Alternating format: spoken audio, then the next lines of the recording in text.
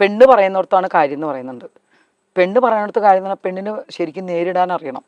അങ്ങനെയുള്ളടത്ത് ഒറ്റയ്ക്ക് കയറി ചെല്ലണം. രണ്ട് കൊടുക്കാൻ അറിയെങ്കിൽ ഒറ്റയ്ക്ക് പോയാൽ മതി. ഇല്ലെങ്കിൽ ഞാൻ എൻ്റെ ഏകദേശം ഒരു 25 വർഷം വരെ എൻ്റെ അമ്മ കൂടെ ഉണ്ട്.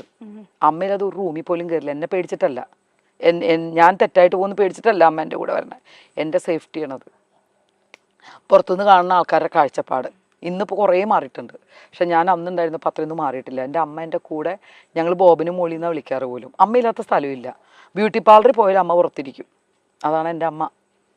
ഇതൊരു വർഷത്തോളം പോയി എവിടെ പോയാലും എന്തിനു പോയാലും അമ്മയും അച്ഛനൊന്നും അന്വേഷിക്കണേ ഇല്ല ഒരു മോള് പോയി കഴിഞ്ഞാൽ. ശരിയാണോ?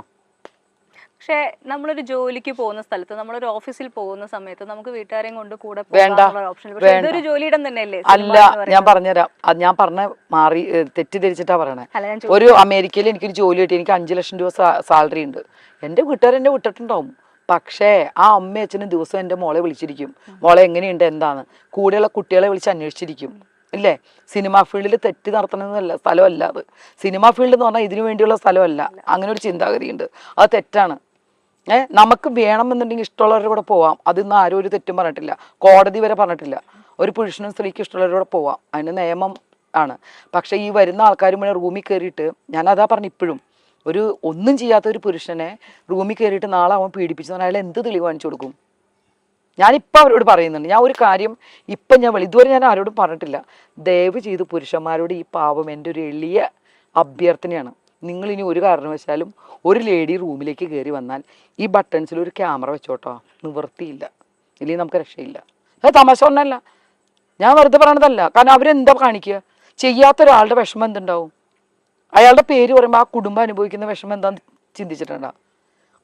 ഞാൻ നേരത്തെ പറഞ്ഞെന്താ, ഒരുപാട് ദിവസം കൂടെ പോയി സ്നേഹിച്ചു, മലേഷ്യ പോണു, സിംഗപ്പൂർ പോണു, ഡ്രസ്സ് മേടിക്കുന്ന, സിനിമ, ഇതെല്ലാം കഴിഞ്ഞിട്ട് 1 കൊല്ലം കഴിഞ്ഞിട്ട് പറയാണ് അവൻ എൻ്റെ കൂടെ നിന്ന് എനിക്കത് ശരിയായില്ല എന്ന് പറഞ്ഞിടത്ത് എന്തർത്ഥമുള്ള? ഈ കുട്ടിയുടെ അച്ഛനും അമ്മയൊക്കെ എവിടെയായിരുന്നു? അപ്പോൾ എൻ്റെ അമ്മ ഇപ്പോഴും 9 മണി ഞാൻ ചോദിക്കും, നീ എവിടെയാണെന്ന്. എവിടെ? എൻ്റെ മോന് 15 വയസ്സായി. ഞാൻ പറഞ്ഞ അങ്ങനെ ഒരു ഇതിൽ ചട്ടക്കൂട്ടി പിടിക്കണമെന്നല്ല ഞാൻ പറയണത്. നമ്മൾക്ക് നമ്മുടേതായ അങ്ങനെ പോയി അങ്ങനെ ഒരു സംഭവം ഉണ്ടായിട്ട് അതങ്ങ് സഹിച്ചോളണം. നമ്മൾ സഹിക്കണം, വിളിച്ചു പറയാൻ നിൽക്കരുത്. ശരിയാണോ? ആണുങ്ങളുടെയൊക്കെ മുഖം കാണിക്കും, ഈ പെണ്ണുങ്ങളുടെ മുഖം എന്താ മറച്ചു വെക്കണേ? എന്ത് പണി ആയിക്കോട്ടെ. ഇനിയിപ്പോൾ ഇത് വലിയ ഇതാവുമായിരിക്കും, വലിയ സംഭവമാകും. പ്രിയങ്ക പെണ്ണുങ്ങൾ പറഞ്ഞോട്ടെ, കുഴപ്പമില്ല. കാരണം ഞാൻ ഒരുപാട് ബുദ്ധിമുട്ടുകളും ഇതൊക്കെ സഹിച്ച് ഞാൻ ഈ ഫീൽഡിൽ നിൽക്കുന്ന ഒരാളെ ധൈര്യമായിട്ട് കൊല്ലണി കൊന്നോട്ടെ എന്ന് പറഞ്ഞിട്ട് എന്ത് വേണേ ചെയ്തോട്ടെ. എന്തുകൊണ്ടിനാണ് മറച്ചു വയ്ക്കുന്നത്? അവർ തെറ്റ് ചെയ്തിട്ടില്ലേ? ഇങ്ങനെയുള്ള കാര്യങ്ങളാണ് ഞാൻ പറഞ്ഞു കേട്ടോ. കൊണ്ടുപോയി കൂടെ നടന്നു 1 വർഷം കറങ്ങി അടിച്ചും വന്നിട്ടും അവരുടെ കാര്യം ഞാൻ പറയണേ. അല്ലാതെ ബലമായ ഒരു സ്ത്രീയെ പിടിച്ചു കൊണ്ടുപോയിട്ട് അവരെ സമ്മതമില്ലാതെ ചെയ്യുന്നതിന് ഞാൻ അതിനൊക്കെ കൂടെ സപ്പോർട്ട് ചെയ്യുന്ന ആ സ്ത്രീക്ക് വേണ്ടി നിൽക്കുന്ന ആളാണ് ഞാൻ. പക്ഷെ ഇങ്ങനെയുള്ളതിന് ഞാൻ കൂട്ടു നിൽക്കില്ല. മീട്ടു ഞാൻ കൂട്ടു നിൽക്കൂല. ഇപ്പൊ വന്നിരിക്കുന്ന ഈ വിവാദങ്ങളും വിഷയങ്ങളിലും ഒക്കെ ജെനുവിനിറ്റി ഉണ്ട് എന്ന് ഫീൽ ചെയ്യുന്നുണ്ടോ? ഏതെങ്കിലും തരത്തിൽ, അല്ലെങ്കിൽ ഒരു ശതമാനമെങ്കിലും? ഇപ്പോൾ ഹേമ കമ്മീഷൻ അതാണല്ലോ നമ്മൾ സംസാരിക്കുന്നത്. ഞാൻ അതിനെക്കുറിച്ച് ആധികാരികമായിട്ട് ഞാനത് മുഴുവൻ വായിച്ചിട്ടുമില്ല. എനിക്ക് അതിനെക്കുറിച്ച് പറയാനും അറിഞ്ഞുകൂടാ. പിന്നെ ഇപ്പം ഈ പറയുന്നതിന് ഒരു നേരത്തെ പറഞ്ഞതിന് എന്നെ ഒപ്പം ഞാൻ വെക്കാം. ഏതൊരു നടനോ ആരെങ്കിലും അങ്ങനെ ചെയ്തിട്ടുണ്ടെങ്കിൽ അവർക്ക് ഇത്ര പെട്ടെന്ന് ഈ റൂമിനകത്ത് ക്യാമറ വെച്ച് തെളിവ് കൊടുക്കാനൊന്നും പറ്റില്ല. കേസ് നോക്കുക, എന്നിട്ട് അതിനുള്ള തെളിവുകളുടെ അടിസ്ഥാനം, അതിനാണോ തെളിവുള്ളത്? പണ്ടത്തെ ഏത് ഹോട്ടലിൽ, ഇപ്പോൾ ഈ കാലമുള്ള ഹോട്ടലിലൊക്കെ ക്യാമറ ഉണ്ടാവും ഇല്ലേ? പിന്നെ കുറ്റം ചെയ്തിട്ടുണ്ടെങ്കിൽ ശിക്ഷിക്കുക. പിന്നെ ചെയ്ത നമ്മുടെ ഭാഗത്തുള്ള തെറ്റെന്താണ്? ആ നിമിഷം സ്പോട്ടിൽ നമ്മൾ പ്രതികരിക്കില്ല. എന്തുകൊണ്ടാണ്? ഇപ്പം ചോദിക്കുക എല്ലാവരും, ഇവളൊക്കെ 10-12 കൊല്ലം കഴിഞ്ഞിട്ടാണ് പ്രതികരിക്കണേ. ആ സമയത്ത് പേടിയാണ്, പേടിച്ചിട്ടായിരിക്കും പ്രതികരിക്കാത്തത്. അല്ലെങ്കിൽ പിന്നെ ചിന്തിക്കണത് എന്താണെന്നറിയോ? എന്തെങ്കിലും നമ്മളെ ഹെൽപ്പ് ചെയ്യുമായിരിക്കും. എന്തായാലും ഇങ്ങനെ ആയതല്ലേ, ഒരു സിനിമയിലെങ്കിലും ചാൻസ് തരുമായിരിക്കും. പാവപ്പെട്ട കുട്ടികൾ അങ്ങനെയും ചിന്തിക്കും. ഇതൊന്നും നടക്കാതെയും വന്ന് ഇങ്ങനെ ഒരു സപ്പോർട്ടും കൂടി കിട്ടിയപ്പോൾ വിളിച്ച് പറഞ്ഞിട്ടുണ്ടാവും. കാരണം നല്ല സപ്പോർട്ടില്ലേ ഇപ്പോഴത്തെ സ്ത്രീകൾക്ക്? ഇപ്പം ഈ പ്രശ്നം വന്നാൽ എല്ലാവർക്കും സപ്പോർട്ട് കൊടുക്കുന്നില്ലേ? അപ്പോൾ അവർ വിളിച്ചു പറയും. അതിൽ സത്യത അന്വേഷിക്കട്ടെ, അന്വേഷിക്കണവരെ എല്ലാവരും വെയിറ്റ് ചെയ്യേണ്ടി വരും. കാരണം നമുക്കിപ്പോൾ പെട്ടെന്ന് കയറിയിട്ട് നാളെ തന്നെ അയ്യോ ഇല്ലട്ടോ എന്ന് പറയാൻ പറ്റില്ല. ഇത്തിരി സമയമെടുക്കും. അത് സമയം തന്നെ വരെ വെയിറ്റ് ചെയ്യണം. ഈ പ്രശ്നങ്ങളും വിവാദങ്ങളും ഇടയിൽ ചേച്ചിയുടെ ലൈഫിൽ വളരെ എന്താ പറയുക മോശമായ കാര്യങ്ങൾ പുറത്തു വന്ന സമയത്ത് ഇത് കണ്ടിട്ടാണ് ബ്രദർ ആത്മഹത്യ ചെയ്തത് എന്ന് ചേച്ചി പറഞ്ഞതായിട്ടാണ് ഞാൻ. ഒരിക്കലും ഇല്ല, അത് 100% തെറ്റ്. പിന്നെ ഞാൻ ഫീൽഡിൽ വരുന്നതിന് മുമ്പ് എൻ്റെ ബ്രദർ മരിച്ചു. അതെങ്ങനെ മരിച്ചു എന്ന് ഞാനിപ്പോൾ വെളിപ്പെടുത്താം. ഇതുവരെ ആർക്കും അറിയില്ലായിരിക്കും. മോഹൻലാൽ ഉത്സവപ്പിറ്റെന്നൊരു പടം ഉണ്ടായിരുന്നു. ആ പടത്തിൽ ലാലേട്ടൻ ലാസ്റ്റ് തൂങ്ങി മരിക്കുന്ന സീനായിരുന്നു. കുട്ടികളുടെ മുന്നിൽ വെച്ചിട്ട് ആ കുട്ടികളുടെ മുമ്പിൽ വെച്ച് എൻ്റെ ബ്രദർ ചെയ്തിട്ട് 14 വയസ്സിൽ കാലറിയാതെ സ്ലിപ്പായി പോയിട്ട് മരിച്ചതാണ് എൻ്റെ ബ്രദർ. ഓക്കെ. അവനന്ന് 14 വയസ്സ്, ട്വിൻസ് ആയിരുന്നു. ആ ഒരാൾ മരിച്ചത് ഞാൻ ഫീൽഡിൽ വരുന്നതിന് മുമ്പ്. അന്ന് എനിക്ക് 13 വയസ്സ്. ഈ ഇൻസിഡന്റ് ലാലേട്ടന് അറിയാം. ഇത് പേപ്പറിൽ വലിയ ന്യൂസ് ആയിരുന്നു. അത് വന്ന് ഭരത് ഗോപി സാറാണ് അത് ഡയറക്റ്റ് ചെയ്തത്. അദ്ദേഹത്തിനും ഇതറിയാം. ആ ഒരു സ്നേഹം എൻ്റെ അമ്മോടും എന്നോടും ലാലേട്ടനുണ്ട്.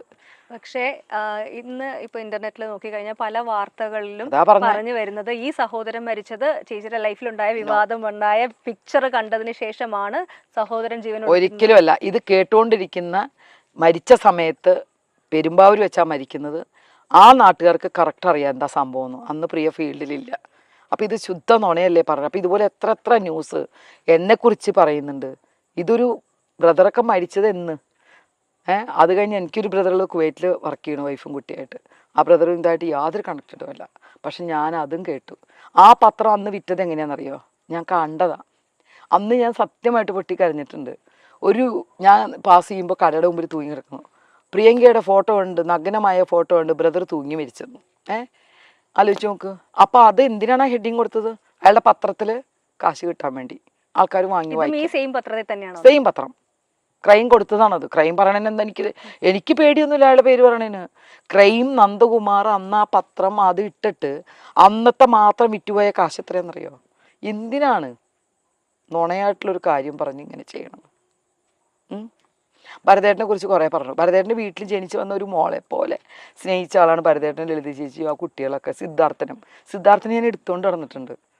അപ്പോൾ ഇതിപ്പോൾ പറയുമ്പോൾ ഇത്രയൊന്നും ഞാൻ ആരോടും പറഞ്ഞിട്ടില്ല. പക്ഷെ മരിച്ച കാര്യം ഞാൻ കുറേ ന്യൂസ് വായിച്ചിട്ടുണ്ട് ഇങ്ങനെ. ഇത് കേട്ടുകൊണ്ടിരിക്കുന്ന എന്നെ അടുത്തറിയുന്ന ആൾക്കാർക്കറിയാം, എൻ്റെ കുടുംബക്കാർക്കറിയാം, ആ നാട്ടുകാർക്കറിയാം, ഹോസ്പിറ്റലുകാർക്കറിയാം. പോസ്റ്റ്മോർട്ടം നടന്നു എത്ര വർഷം മുമ്പ്. പ്രേം നസീർ മരിച്ച ദിവസം ആലോചിച്ച് നോക്കിയാൽ മതി. അന്നാണ് എൻ്റെ ബ്രദർ. എത്ര വർഷമായി?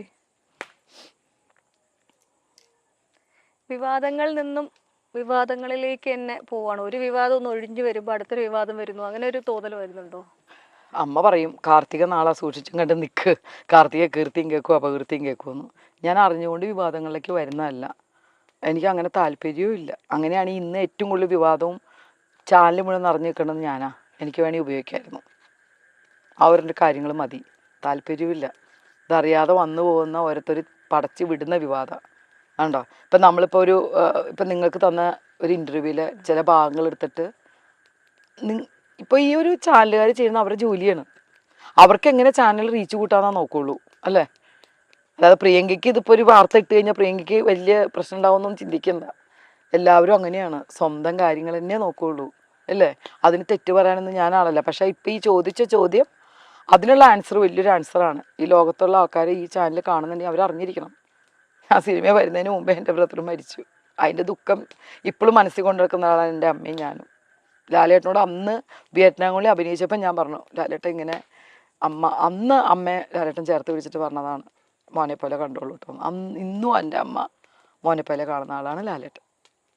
പിന്നെ മമ്മൂക്ക ഞാൻ ചോദിച്ചില്ല എന്നാലും പറയാം, ഇത്രയും നല്ലൊരു മനുഷ്യൻ. ഞാൻ സിനിമയിൽ അഭിനയിക്കുമ്പം എനിക്ക് തോന്നുന്നു 3-4 പടം ചെയ്തിട്ടുള്ളെങ്കിൽ പോലും എനിക്ക് മമ്മൂക്ക എന്ന് പറഞ്ഞു കഴിഞ്ഞാൽ സത്യം പറഞ്ഞാൽ രണ്ട് തലത്തിൽ നിൽക്കുന്ന ആൾക്കാരാണ്. എൻ്റെ കൂടെ അഭിനയിച്ചിട്ടുള്ള ഓരോ ആൾക്കാരും എനിക്കൊരു ഇതൊന്നുണ്ട്. എല്ലാവരെയും ഞാൻ വളരെ റെസ്പെക്റ്റായിട്ടും ഇപ്പം നിൽക്കുന്നു അതുപോലെ തന്നെയാണ്.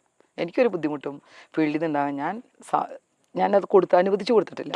നമ്മുടെ ആ പ്ലേസ് ഒഴിച്ചു കൊടുക്കണം. കയറിക്കോ അങ്ങോട്ട് വാന്നും പറയാം. ആ പ്ലേസ് അവിടെ തന്നെ നിൽക്കട്ടെ. എന്തിനും നമ്മൾ മാറ്റി കൊടുക്കുന്നു. എല്ലാ ജോലിയിലും ഉണ്ട് ഇല്ലേ? ഈ ഒരു ജോലി മാത്രമല്ല, ഹോസ്പിറ്റൽ ജോലിയുണ്ട്, എല്ലായിടത്തും ഉണ്ടാവും. നമ്മളല്ലേ തീരുമാനിക്കേണ്ടത് നമ്മൾ എന്ത് ചെയ്യണമെന്ന്. കോമഡി കഥാപാത്രങ്ങളിലൂടെ മലയാളികൾക്ക് പ്രിയങ്കരിയായി മാറിയ നടിയാണ് പ്രിയങ്ക അനൂപ്. വർഷങ്ങൾക്ക് മുൻപേ സിനിമയിൽ സജീവമായിരുന്ന നടി ശ്രദ്ധേയമായ നിരവധി കഥാപാത്രങ്ങളെ അവതരിപ്പിച്ചു കഴിഞ്ഞു. ഇടയ്ക്ക് ചില വിവാദങ്ങളും വിമർശനങ്ങളും ഒക്കെ നടിയുടെ പേരിലുണ്ടായി. എന്നാൽ അതിനെയൊക്കെ മറികടന്ന് മുന്നോട്ട് വന്നിരിക്കുകയാണ് നടി. പുതിയ സിനിമയുടെ വിശേഷങ്ങൾ പങ്കുവച്ചും പ്രിയങ്ക മുന്നോട്ട് വന്നിട്ടുണ്ട്. ഇതിനിടെ പ്രിയങ്കയുടെ നഗ്നചിത്രങ്ങൾ പുറത്തുവന്നു എന്ന രീതിയിൽ നിരവധി തവണ വാർത്തകൾ വന്നിട്ടുണ്ട്. ഇതിനെക്കുറിച്ചും പ്രിയങ്ക മനസ്സ് തുറക്കുകയാണ്. സഹോദരന്റെ മരണത്തെക്കുറിച്ചും പ്രിയങ്ക പറയുന്നുണ്ട്.